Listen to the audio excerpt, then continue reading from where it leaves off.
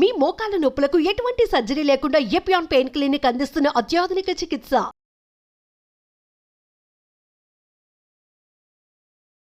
So ఆ ధ్యానం, ఈ సిరిధాన్యం రెండు కలిస్తేనే మానవ జాతికి ఆరోగ్యం. ఆ యోగా సాధనకు అతి ముఖ్యమైన పరికరాలే మన ఆహారం. ఆహారాన్ని మనం సరిగ్గా నిర్వచించుకోకుండా, నీటిని శుభ్రం చేసుకోకుండా, అంటే మీరందరూ ఇప్పుడు నీళ్ళని ఎలా రచనాత్మకంగా మార్చుకోవాలి, ఈ ప్లాస్టిక్ బాటిళ్ళు, ఈ ప్లాస్టిక్ పైపులే మనకు దొరుకుతున్నాయి అనుకుంటున్నారు. మన పూర్వీకులు దానికి కూడా అతి సరళమైన విజ్ఞానాన్ని అందించారు.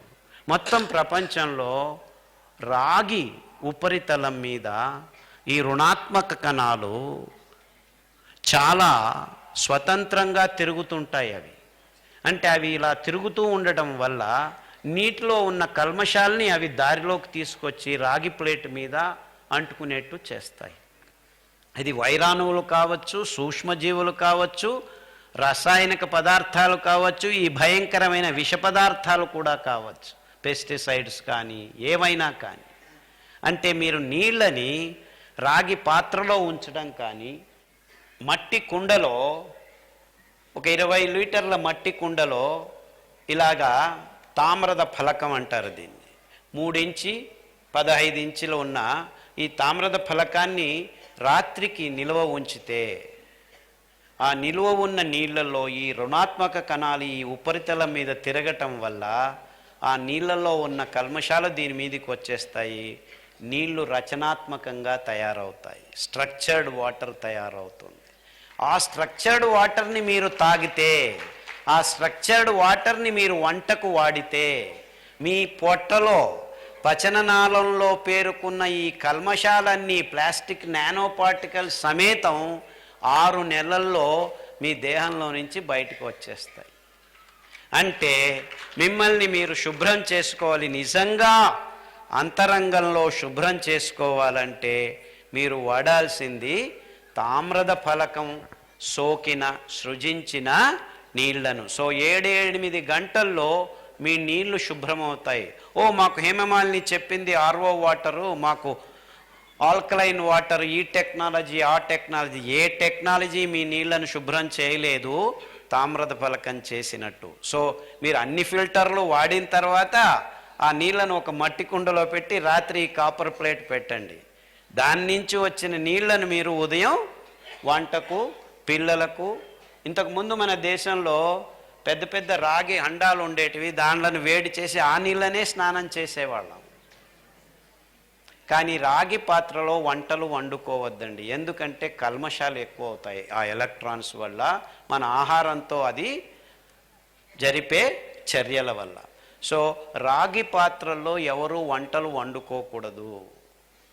రాగి పాత్రలో నీళ్లను మాత్రమే నిల్వ ఉంచుకొని ఆ నీళ్లను తీసుకొని స్టీల్ పాత్రల్లో అయినా వండుకోవచ్చు, లేకపోతే మట్టి కుండల్లో అయినా వంట వండుకోవచ్చు. మట్టి కుండలు అతి శ్రేష్టమైనటివి. వంట వండుకోవాలంటే మీకు అతి ముఖ్యమైనది మట్టి కుండలు. కానీ మట్టి కుండలో ఇప్పుడెవరు వంటలు పెడతారా, పో అంటారు. కానీ నిజంగా మీకు ఆరోగ్యం కావాలంటే, నిజంగా యోగ సాధన కావాలంటే మీరు మట్టి కుండల్లోనే వంట వండుకోవాలి. అంటే పెద్ద పెద్ద సభలు జరిగినప్పుడు మట్టి కుండలో వంటలు ముందు వండేవాళ్ళు, ఇప్పుడు వండేదానికి వీలు కాదు. కానీ అందరూ ఎప్పుడు ఇలా సభల్లో ఉండరు కదా, ఇంటికి వెళ్తారు. సో అందరూ ఇళ్ళల్లో ప్రతిదినం భోజనాలకు మట్టి కుండల్లో వంటలు వండుకొని తినడం మొదలు పెట్టండి. మట్టి కుండలు లేకుంటే స్టీల్ పాత్రలు న్యూట్రల్గా ఉంటాయి, ఓకే అవి. సో మట్టి కుండలు కానీ స్టీల్ పాత్రలు కానీ మీ ఆహార పదార్థాలని ముట్టచ్చు, కానీ వేరే పాత్రల్లో మీరు వంటలు వండుకోవద్దండి. ముందు ఈ రాగి పాత్రకు కళాయి అని వేసేవాళ్ళు, ఇప్పుడు ఆ టెక్నాలజీ మాయమైపోయింది. సో మీరు ఇప్పుడు నాన్ స్టిక్ పాత్రలు వస్తున్నాయి, ఈ పాత్రలు అంతా ప్లాస్టిక్ ఉంటుంది.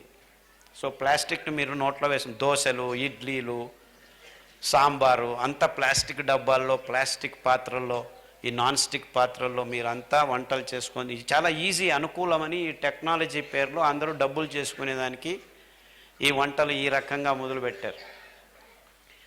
సో టెక్నాలజీ మీకు అనుకూలం చేస్తుంది కానీ ఆరోగ్యం తీసుకురాదు.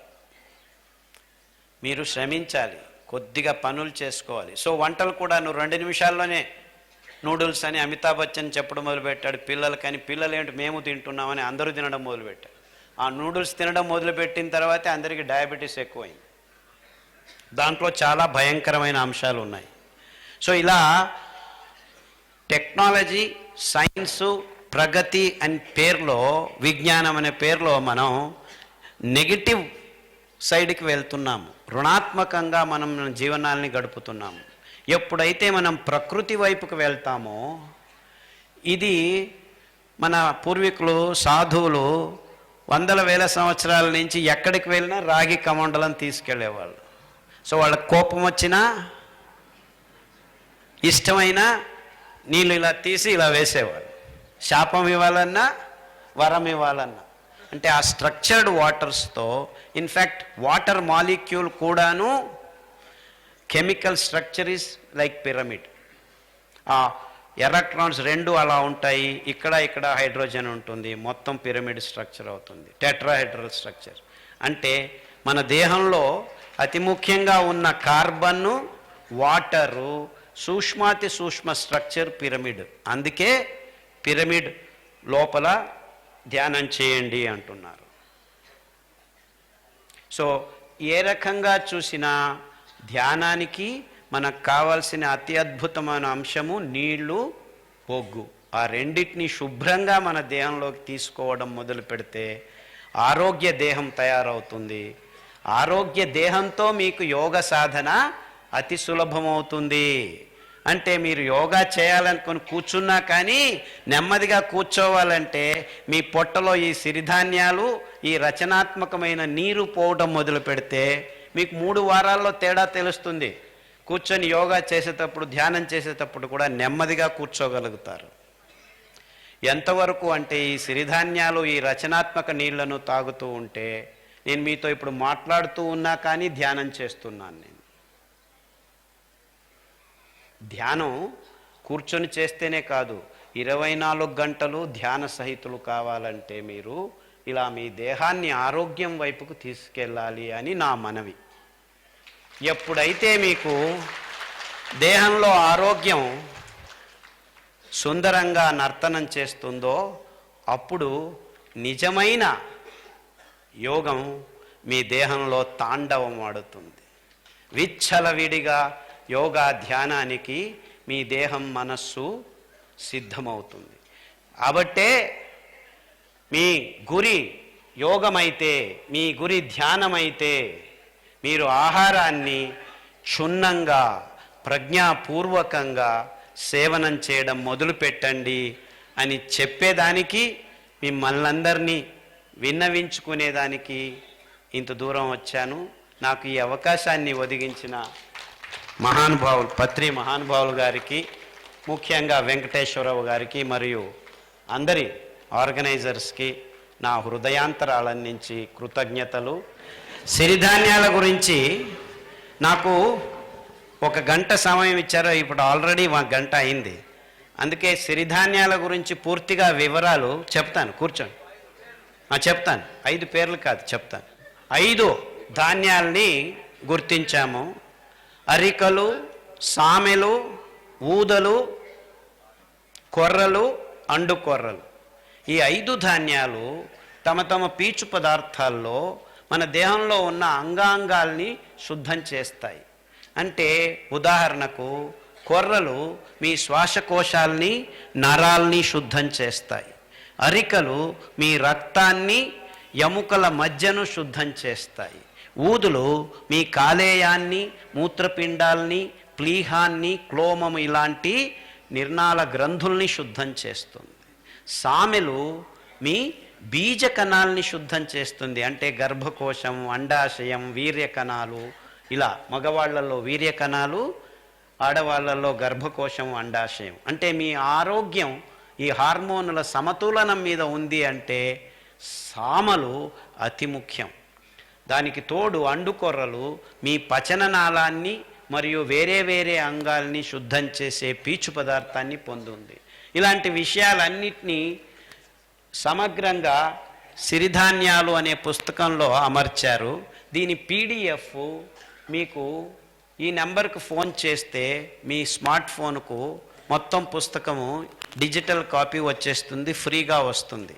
అంతేకాకుండా గూగుల్ డ్రైవ్లో 7-8 పుస్తకాలు డాక్టర్ ఖాదర్ అంటే మీకు ఫ్రీగా లభిస్తాయి. అందులో క్యాన్సర్ 14 రకాల క్యాన్సరు ఏ విధంగా మనం బాగు చేసుకోవచ్చు, ఎస్ఎల్ఈ ఎలా బాగు చేసుకోవచ్చు, ఫిట్స్ ఎలా బాగు చేసుకోవచ్చు, కిడ్నీలో రాళ్ళు, కిడ్నీ క్రియాటినిన్ ఎక్కువైతే డయాలసిస్ పోకుండా వెనక్కి రావచ్చా, ఇలాంటి విషయాలన్నిటినీ సమగ్రంగా పట్టీ రూపంలో ఏ కషాయాలు తాగాలి, ఏ సిరిధాన్యాలు తినాలి, ఎలా తినాలి, వంటకాలు ఎలా వండుకోవాలి, అన్ని విషయాలు ఈ పుస్తక రూపంలో అమర్చారు. అంతేకాకుండా సిరిధాన్యాలతో సంపూర్ణ ఆరోగ్యం అని రాంబాబు గారు కూడా ఇంకొక పుస్తకం తయారు చేశారు. ఈ పుస్తకాలన్నీ పీడిఎఫ్ రూపంలో ఫ్రీగా అంతర్జాలంలో మీకు లభిస్తాయి. Doctor Khadar Google drive free డౌన్లోడ్స్లో ఉన్నాయి. సో దానికి నెంబర్ మీకు ఒకసారి చెప్తాను, అందరూ నోట్ చేసుకోండి.